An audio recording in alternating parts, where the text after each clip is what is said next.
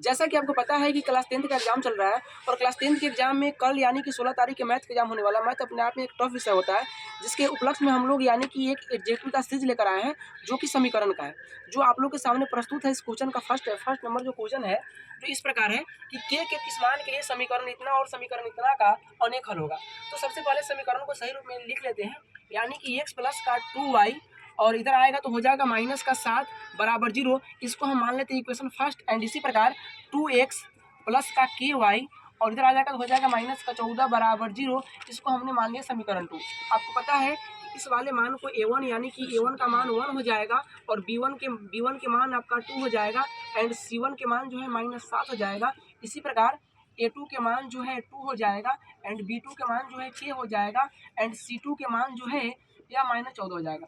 आपको पता है कि अनेक हल होने के लिए जो शर्त होता है यह होता है a1 बटा a2 बराबर b1 बटा b2 बराबर c1 बटा c2 होता है। आप लोगों को पता है कि सर a1 का मान 1 है और a2 का मान 2 है। इसी प्रकार b1 का मान भी 2 है एंड b2 का मान k है और c1 के जो मान है माइनस 7 है और c2 के मान माइनस 14 है। तो हम क्या करेंगे कि तीनों जब पक्ष बराबर है तो इसमें से कोई भी दो मान को चुन सकते हैं। तो हमने चुना कि इसको बराबर करते हैं, देन हो जाएगा 1/2 इक्वल टू 2 बटा के। क्रॉस मल्टीप्लिकेशन करेंगे तो हमको दिखेगा कि सर k इंटू के हो गया और 2 दूनी 4, यानी k का मान क्या आ जाएगा 4 आ जाएगा। ठीक है। हल होने के लिए शर्त, आपको पता है कि अद्वितीय हल होने के लिए शर्त होता है अगर a1 बटा a2 बराबर नहीं है b1 बटा b2। अगर इस प्रकार का कोई इक्वेशन मिल जाए तो हम बोल सकते हैं कि सर इस समीकरण का अद्वितीय हल होगा। चलिए, लेकिन दो और हल होता है जिसे हम बोलेंगे अनेक हल। क्या बोलेंगे? अनेक हल कहो या इसको हम बोल सकते हैं अनियत हल। तो अनेक हल होने के लिए शर्त क्या हो जाएगा a1 बटा a2 बराबर b1 बटा b2 बराबर c1 बटा c2। इसी प्रकार कोई हल नहीं के लिए जो शर्त होता है यह इस प्रकार होता है a1 बटा a2 बराबर b1 बटा b2 बराबर नहीं है c1 बटा c2। अगर इस प्रकार का रहेगा तो आप कहेंगे सर अद्वितीय हल है, अगर इस प्रकार का रहेगा तो आप कहेंगे अनेक हल है, अगर इस प्रकार का रहेगा तो आप कहेंगे कोई हल नहीं है। नेक्स्ट क्वेश्चन की तरफ। और नेक्स्ट क्वेश्चन इस प्रकार से है, समीकरण इतना था समीकरण इतना का कैसा हल। और नेक्स्ट जो क्वेश्चन है यह समीकरण इतना था समीकरण इतना का हल कैसा होगा, यानी कि आपको हल की प्रवृत्ति बतानी है। तो चलो शुरू करते हैं यहाँ से कि सर जो है a1 का मान जो है 1 हो जाएगा एंड b1 का मान जो है 2 हो जाएगा एंड c1 का मान जो है 5 हो जाएगा। इसी प्रकार यानी कि a2 का मान माइनस का 3 हो जाएगा एंड b2 का जो मान है माइनस का 6 हो जाएगा एंड c2 का जो मान है 1 हो जाएगा। आपको हल की प्रवृत्ति बतानी है तो आपको इसके अनुपात की तुलना करना पड़ेगा। जैसे हमने लिखा कि अनुपात निकालते हैं a1 बटा a2, तो चलो भाई a1 का मान तो 1 है और a2 का मान -3 है।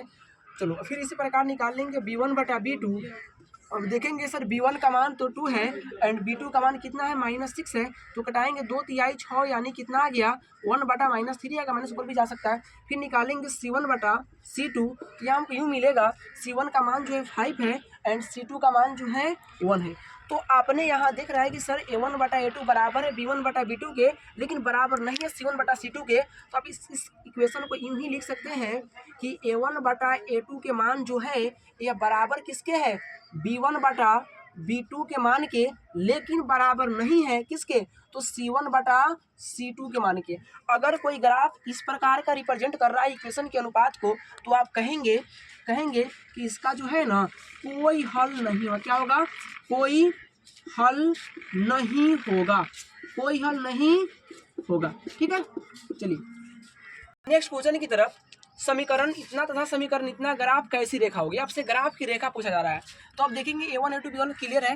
तो ग्राफ पता करने के लिए आपको अनुपात जरूर चाहिए।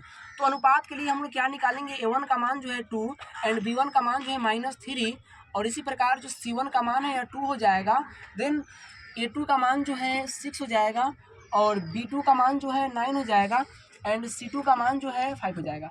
आपको ग्राफ पता करनी है तो ग्राफ पता करने के लिए अनुपात आपको चाहिए। तो अनुपात क्या होता है, तो a1 बटा हम a2 का अनुपात निकालेंगे। भाई a1 का मान 2 है एंड a2 का मान 6 है, कटेगा 2 तिहाई 6 यानी कि 1/3 आ जाएगा। सही है। फिर निकालते हैं b1 बटा b2 का मान। तो चलो b1 का जो मान है यह -3 है एंड b2 का मान है जो 9 है। अब लिखेंगे सर 3 तिहाई 9 यानी कि -1/3 आंसर आपको दिखेगा।